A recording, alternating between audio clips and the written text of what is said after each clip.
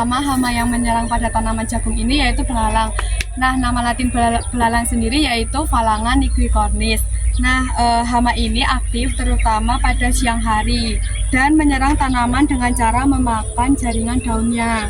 Lalu, belalang sendiri memiliki tipe mulut yang penggigit dan pengunyah. Dan bagian tanaman jagung yang diserang pada belalang ini yaitu seluruh daun, terutama pada bagian pucuk daun dan titik tumbuh tanaman jagung. Lalu, dampak serangan belalang ini ada bagian daun ini menjadi berlubang dan rusak seperti ini, berlubang kecil-kecil. Lalu fotosintesis sendiri terganggu dan pertumbuhan tanamannya juga terhambat.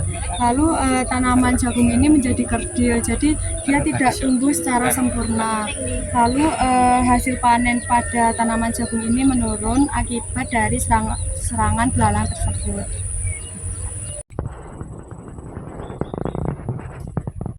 Nah, yang selanjutnya yaitu ada hama ulat graya pada tanaman jagung. Nah, nama latinnya yaitu Spodoptera frugiperda. Nah, ulat graya ini adalah larva ngengat yang sangat rakus dan aktif memakan jaringan tanaman pada tanaman jagung ini. Nah, pada jagung, ulat graya itu menjadi hama utama karena dapat menyerang sejak fase awal pertumbuhan, bergerak dalam kelompok dan menyebabkan kerusakan luas pada waktu yang sangat singkat. Nah, bagian yang tanaman yang diserang pada tanaman jagung ini adalah daun muda. Itu ciri-cirinya muncul lubang-lubang kecil sampai sobek besar. Nah, yang kedua yaitu pada pucuk tanaman. Nah, ini adalah tempat favorit bersembunyi dan makan. Terkadang pada batang muda. Nah, ini saat ulat mencari tempat perlindungan. Selanjutnya yaitu ada dampak serangan pada tanaman jagung. Nah, yang pertama itu ya ada yang namanya defoliasi. Nah, defoliasi ini adalah daun habis dimakan oleh ulatnya tersebut. Nah, contohnya seperti ini. Nah, itu bisa menurunkan kemampuan fotosintesis. Nah, yang kedua yaitu pertumbuhan tanaman itu bisa terhambat, terus daunnya itu bisa pucat dan tanamannya itu bisa menjadi tanaman yang kerdil. Nah, yang ketiga yaitu kerusakan titik tumbuh.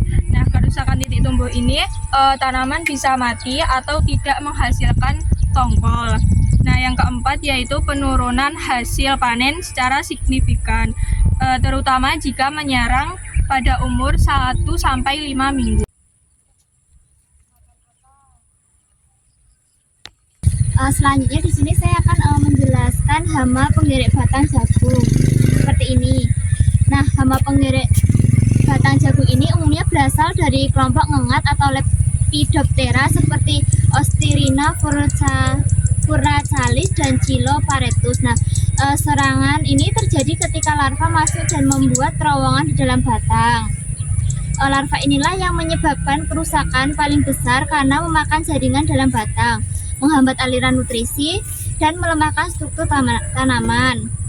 Selanjutnya, bagian yang diserang pada penggerek batang pada jagung ini yaitu batang jagung, tulang daun, dan tongkol. Nah, pada bagian batang daun sendiri ini larva menggerek bagian dalam batang hingga membuat terowongan memanjang.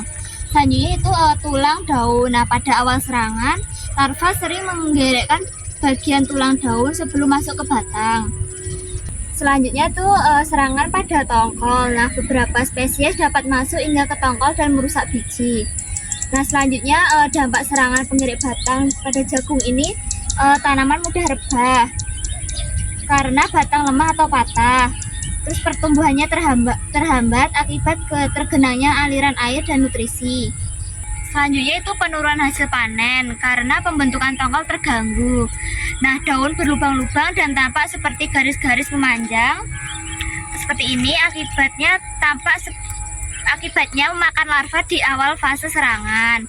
Nah, yang terakhir itu pada kondisi yang parah, tanaman ini bisa mati atau tidak menghasilkan tongkol sama sekali.